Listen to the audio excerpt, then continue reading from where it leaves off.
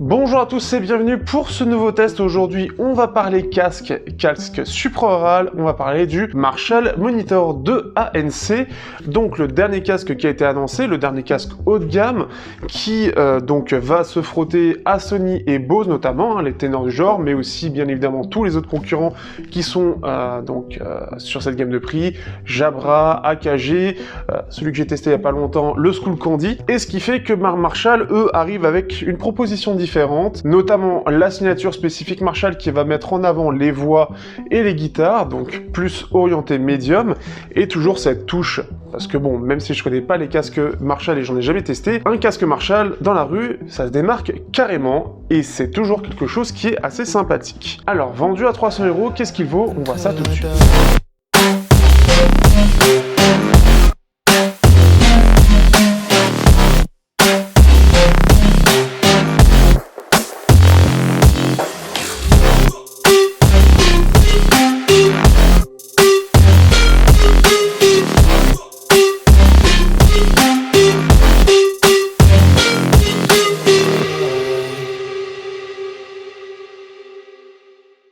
Tout d'abord, en termes de design, on a quelque chose qui est vraiment très sympa. C'est un casque qui est vraiment soigné et on sent réellement que eh bien Marshall, ou en tout cas ceux qui font du Marshall, font vraiment un effort pour faire un casque qui est l'identité Marshall jusqu'au bout et que ce soit vraiment de qualité, que ce soit premium. Donc ce qui fait qu'on va avoir ce côté revêtement un peu cuir, un petit peu qui va ressortir. Donc c'est pas du vrai cuir, hein, c'est du simili-cuir, mais vraiment très bien fait. Donc que ce soit sur les écouteurs comme sur l'arceau. En dessous, on va voir donc la petite mousse pour le repose-tête. On va voir les câbles aussi qui font penser justement au côté pro avec le côté un petit peu tire-bouchon. J'ai même plus le mot pour le coup, mais vous m'aurez compris. Et on a un petit bouton ici, le petit bouton qui va permettre de l'allumer, d'augmenter le volume, de changer de piste, de Google, d'avoir Google Assistant, etc. Ce qui fait qu'il va servir à tout en étant très discret. Et ce qui est bien aussi, c'est qu'il y a deux boutons. On a un bouton pour activer ou désactiver l'ANC ou se mettre en mode ambiant, et un bouton pour changer d'égalisation. Vous les avez, vous allez voir dans les plans, mais vous les avez ici, en fait, dans la partie arceau, en fait, enfin là où on a la jointure de l'arceau, et en fait ce sont des boutons. Donc c'est vraiment implanté de façon très discrète, donc d'un côté on a le bouton M et de l'autre le bouton ANC. Et vraiment comme ça, ce qui fait que d'une part on a un bouton qui est placé de façon très discrète et qui est utilisé pour plusieurs choses, donc c'est déjà vraiment quelque chose de bien fait parce que le bouton fait vraiment penser à juste une partie de design, mais c'est beaucoup plus que ça. Donc c'est vraiment bien fait, c'est joli et ça accompagne bien le reste du design. Et ce qui est bien, c'est que pour la gestion de l'ANC, on va avoir vraiment ce côté ultra discret, ce côté ultra intégré qui fait que si on fait pas trop attention, on le remarquerait même pas. Alors après, c'est aussi un peu le souci, c'est que c'est pas forcément visible. Mais si on prête attention et clairement ce casque aime bien se faire regarder, on le voit bien.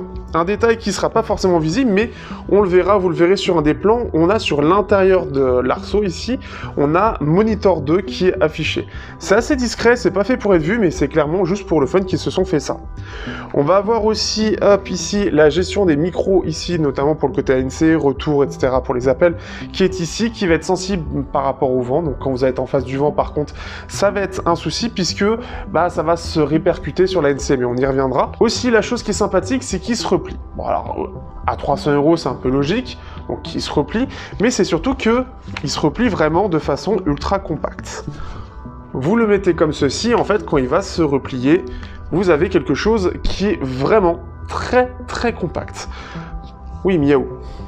Et ce qui fait qu'une chose qui a été reprochée par certains testeurs, c'est que justement il n'y avait plus de petits sacoches en dur qui étaient fournis avec.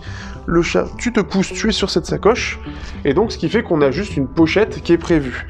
En fait, ce qui est annoncé par la marque, c'est surtout que comme c'est plus résistant, et bien, surtout plus compact, et bien, il n'y a pas réellement besoin de cette pochette en dur. Ça va pouvoir résister aux chutes, etc. Effectivement, le casque est vraiment souple et vraiment flexible, et ce côté ultra compact, très ramassé, fait que ça ne peut que renforcer sa solidité. Aïe. Autre chose, donc on a droit de l'USB-C et aussi un jack 3.5, et ce qui fait que on a un câble qui est prévu avec, qui est donc très sympa avec ce côté un petit peu torsadé, voilà j'ai retrouvé le mot torsadé, qui fait toujours le côté un peu pro des gros câbles qu'on peut avoir sur le côté ampli, etc. Donc ce qui fait que ce petit câble de 1m20, 1m50 fera toujours l'affaire et permettra de l'utiliser en filaire si vous n'avez plus de batterie ou si vous préférez le côté filaire. Globalement, déjà, en tout cas, sur la partie design, il y a quelque chose de vraiment soigné. Et par rapport à la concurrence, on a quelque chose qui fait un peu plus premium.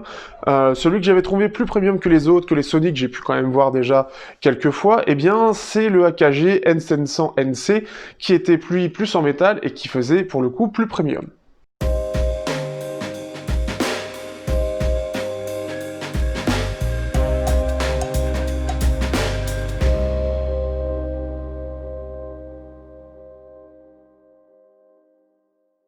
Au niveau des fonctions, alors tout d'abord on va parler des codecs Bluetooth qui sont présents dans l'appareil. On a droit à du SBC et c'est tout.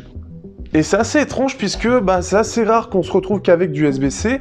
Je l'ai dans d'autres casques, mais ce sont des casques chinois avec du vrai SBC, par contre bien intégré. Sachez qu'il existe plusieurs versions du SBC. On a le low, le medium et le haut au niveau des performances, donc c'est au niveau des débits. Ici, bien évidemment, on est sur du Marshall, hein, ils vont pas mettre du medium qu'on retrouve sur du 3 wireless à 10 balles. Ils ont la licence Bluetooth, donc ce qui fait qu'ils ont accès aux 320 kbps par seconde. Ce qui est plus étrange, c'est de ne pas retrouver d'AAC et surtout de ne pas retrouver d'aptX. En fait, on ne retrouve pas d'aptX, c'est comme s'ils n'avaient pas eu la licence, alors que pourtant la puce qui gère ce Marshall est une puce Qualcomm. Et sachant que Qualcomm et aptX, c'est la même chose. Et ce qui fait que c'est vraiment étrange, et malgré que ces problèmes-là étaient revenus lors de la sortie du casque, je l'ai eu après, j'ai eu l'application, et ce qui fait que malgré les mises à jour du casque, je n'ai que l'USB-C. Est-ce que c'est grave? Vraiment non. L'USB-C est bien intégré, les débits sont vraiment bons, donc on a une bonne performance de la partie SBC.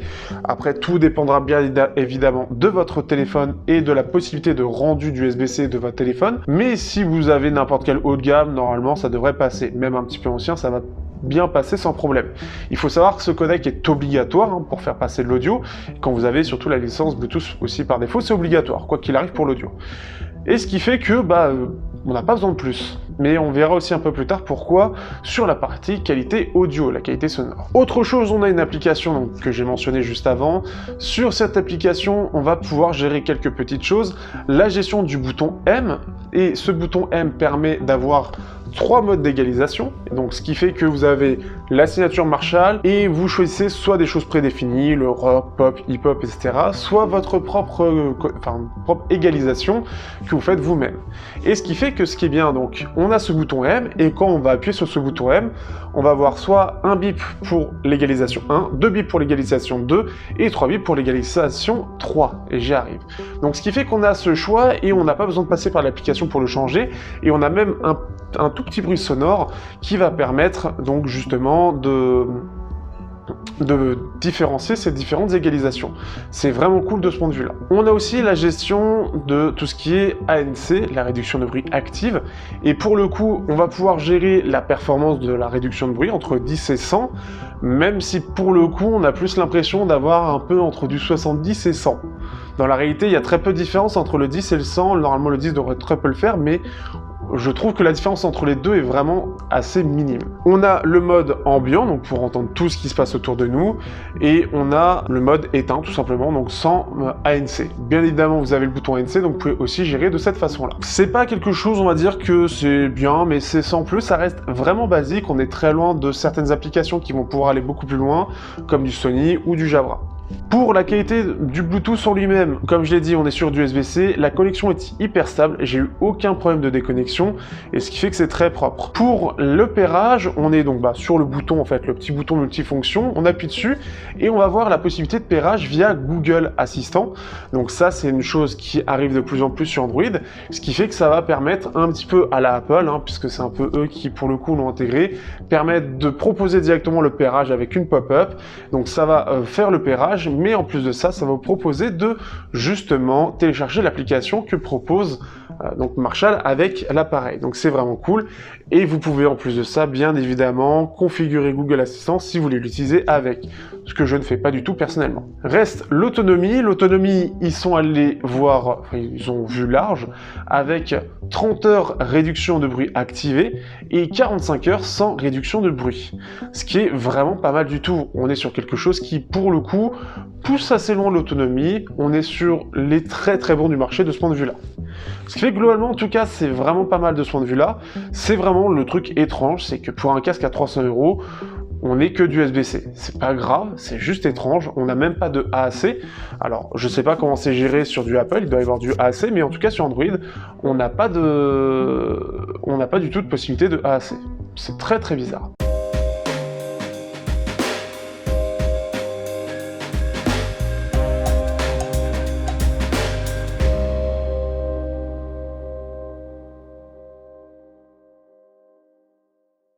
Alors maintenant, la qualité audio de ce Marshall. Donc on a du driver de 40 mm, donc un peu comme tout le monde aujourd'hui, hein, c'est la plupart du temps ce type de diamètre que l'on a. Et ce qui fait que Marshall propose une signature dite orientée médium, dans le sens où on va avoir des basses qui vont être assez présentes, avec un boost sur les médiums, hein, vraiment assez large en plus de ça, et des aigus qui sont par contre un peu en retrait. Donc vraiment, ça fait basse, médium, aigu. C'est un peu bizarre, c'est un peu particulier, mais ça rend vraiment bien. C'est-à-dire qu'ils l'ont quand même bien maîtrisé. On a des basses qui restent assez performantes, plutôt énergiques, une bonne profondeur, ce qui fait que ça rend plutôt bien, et j'ai pu comparer à d'autres casques, sans pour autant être trop invasif. Donc pour ceux qui justement veulent une basse qui soit pas trop importante, déjà le Marshall va permettre de répondre à ça. On a des médiums qui vont eux être mis en avant, comme je le disais, ce qui fait que ça va rendre plutôt bien et ça reste assez naturel, mais par contre ça peut un petit peu, surtout quand vous voulez un peu plus de basse, ça peut taper un peu, surtout sur certaines musiques qui sont pas forcément bien mixées, avec les hauts médiums qui vont commencer un peu parfois à vous fatiguer les oreilles. Donc ce qui fait que je vous conseille plus de vous mettre en égalisation rock, qui va permettre de rééquilibrer un peu tout ça. Je vous ai fait d'ailleurs les courbes, vous avez les différents choix selon les égalisations, et ce qui fait que on a du choix, on peut un peu s'amuser aussi avec l'égaliseur nous-mêmes, mais le mode rock rend, je trouve, plutôt bien, puisqu'il va permettre de rehausser les basses, avoir des médiums qui donc vont être moins mis en avant, et rehausser un petit peu les aigus. Le plus gros problème qu'il y a sur cette partie, on va dire signature, c'est les aigus qui sont un peu en retrait. Alors, je soupçonne deux choses. D'une part, je pense que ça fait partie de la signature, les médiums sont vraiment mis en avant et on met un petit peu en retrait les aigus, mais je pense aussi qu'il y a la qualité du driver qui est un peu mise en cause. Je pense qu'il est un petit peu en dessous que ce que propose la concurrence. Parce qu'on a quelque chose qui reste relativement audible, mais on sent, et surtout qu'en plus de ça, j'ai l'habitude avec les intras, mais si je compare aussi au Focal Lyson Wireless ou encore au Skull Candy Crusher ANC, les aigus sont quand même assez en retrait, ce qui fait que certains instruments que j'ai l'habitude d'entendre assez bien sur les côtés, qui vont ressortir, etc., ici sont plus discrets, donc ce qui fait que quand on n'a pas l'habitude, ça fait un peu bizarre, et je les sens pas hyper détaillés. Je sens qu'il manque quelque chose, en fait, ce qui fait que je soupçonnais au départ que le USB-C limitait un petit peu la performance audio du driver, parce que je me suis dit, bon, le USB-C, c'est quand même pas le meilleur codec, il est un peu moins bon, par exemple, que l'AAC, mais là, il est bien intégré, ou en tout cas, je pense que le driver qui est dedans ne permet pas d'aller au-delà, et donc je pense qu'ils se sont dit, on va pas payer les licences supplémentaires, le USB-C suffit largement, au vu de la qualité audio, qui est largement suffisante. Ça reste pas mauvais du tout, hein, ça reste plutôt bon, mais il y a mieux ailleurs pour le même prix, notamment sur cette partie aiguë, donc si c'est quelque chose qui vous recherchez, quelque chose de détaillé dans les aigus, avec des aigus qui ressortent un petit peu, ou qui sont un peu plus neutres, parce que là on les retrouve quand même un peu en retrait, eh bien c'est vraiment, je pense, la faiblesse de cette signature, de ce qui est proposé, de cette qualité. Avec, on sent en fait, ça se perçoit, surtout qu'on a l'habitude de plusieurs casques, ça se perçoit qu'il manque quelques petites informations sur les instruments, que c'est pas aussi fin que ça devrait l'être, et donc c'est un peu dommage. Et je pense qu'ils ont compensé avec des aigus un petit peu plus en retrait, comme ça s'entend légèrement pour ceux qui ont l'oreille, pour ceux qui l'ont pas trop, ça passera juste avec des aigus qu'on entend un petit peu moins. Donc, c'est là où le bas blesse, c'est là où on a le défaut de ce casque, sur cette partie-là. Pour avoir comparé aussi avec le filaire, parce que je me suis dit, on va se faire une idée avec le filaire, je n'ai pas rencontré de différence. D'ailleurs, pour avoir vu la vidéo de Pepe Garcia, eh bien, on en vient au même avis sur cette partie-là. Donc, ce qui fait que, bon, on peut pas toujours faire parfait. Je pense qu'à ce prix-là, on a déjà beaucoup dans le design, ils ont peut-être fait quelques concessions dans la partie audio. Pour avoir comparé notamment Focal et Sennheiser Wireless, qu'est-ce que je peux dire entre les deux sur la qualité sonore? Le Focal, je le trouve un poil moins technique sur la partie basse et médium, mais je le trouve un peu meilleur sur les aigus. Je trouve que l'ensemble fait un petit peu moins détaillé, un petit peu plus relâché, un peu moins rapide dans la performance du driver, mais il a de meilleurs aigus. On a un son qui est un petit peu plus chaud aussi du côté du Focal, du fait qu'on a une légère bosse du côté des basses, des médiums légèrement en creux et des aigus qui ressortent, alors que du côté du Marshall, on a quelque chose qui est plus recentré sur les médiums, qui donne un côté un peu plus clair sur les voix et sur les instruments dans cette partie-là. On a par contre une meilleure réponse en basse, notamment une meilleure rondeur sur les basses fréquences. Là, le Focal a quelque chose qui va être un petit peu plus coupé, ce qui fait qu'on a une basse qui va être un peu plus sèche, mais un peu plus molle aussi, comme je le disais, dû au côté technique. Si je compare au ici School Candy Crusher ANC, ici on est sur un changement total de signature, puisque ici on va être sur une signature qui va être dans un V assez léger, une signature assez équilibrée, donc des basses qui ressortent un petit peu, des aigus aussi avec des médiums hors trait. Le système de basse haptique en plus ajoute ce côté un petit peu ultra basseux que beaucoup vont aimer. On a un son qui, je trouve, est plus technique. Par contre, on a un souffle qui est présent, j'en parle dans ce test en question. Je le trouve plus technique, les aigus sont plus jolis, je le trouve un peu plus sympa dans l'ensemble. Après, il faut préférer cette signature. C'est là où Marshall se démarque, c'est que Marshall apporte sa signature qui est un peu particulière pour certains, et qui, notamment pour ceux qui aiment le côté guitare, eh bien, vous allez réellement apprécier cette partie-là. Je trouve vraiment que c'est là, enfin, le guitare et les voix d'ailleurs, je trouve que vraiment c'est ça, sa différence par rapport aux autres, c'est au-delà de son design, mais dans la partie audio, c'est sa signature qu'il apporte, et la cohérence de cette signature, c'est-à-dire qu'on n'a pas quelque chose qui va aller être trop, comme je peux l'entendre parfois, surtout sur le côté intra, quelque chose qui tape trop dans les médiums pour refaire sortir et avoir un côté détaillé parfois un peu artificiel. On a quelque chose qui ressort au niveau des médiums, mais qui n'en fait pas trop, qui est joli à écouter, mais bon, parfois c'est un peu plus de basse qu'on recherche, donc ça dépendra de ce que vous cherchez, mais je les trouve un peu efficaces, enfin, plutôt efficaces dans cette solution, dans cette proposition, et c'est là-dessus qu'il va se démarquer par rapport à la concurrence.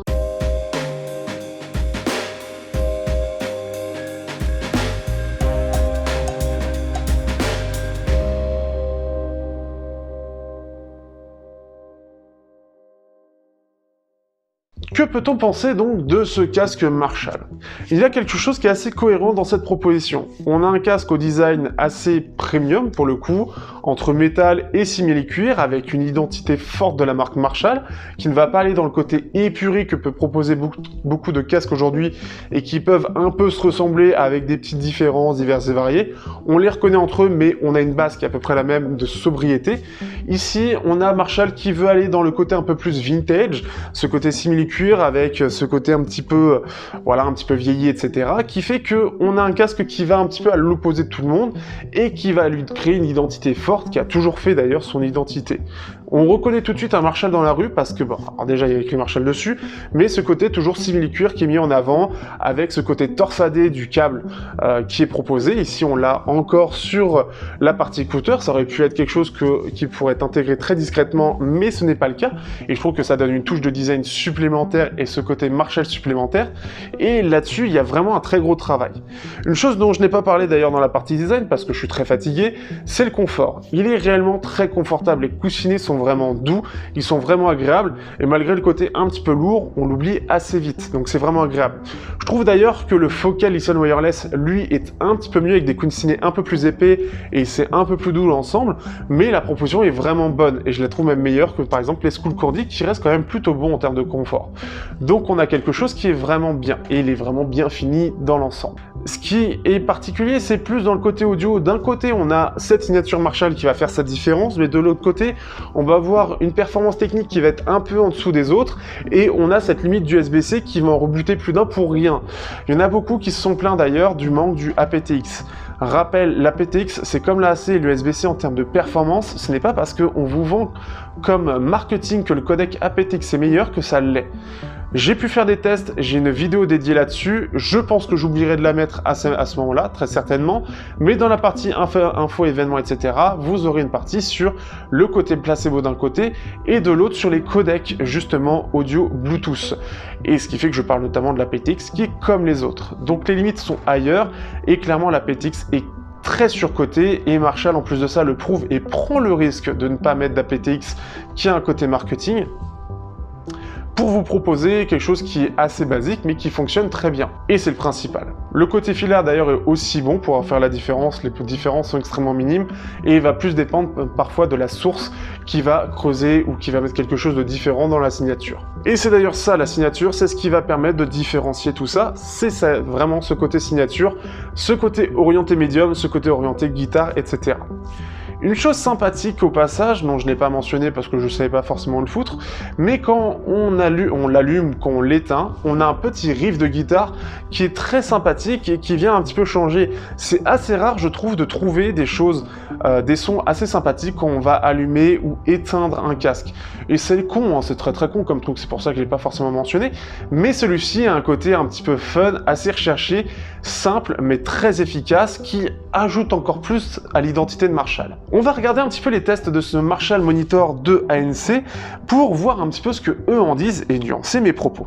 On va aller chercher un petit peu alors.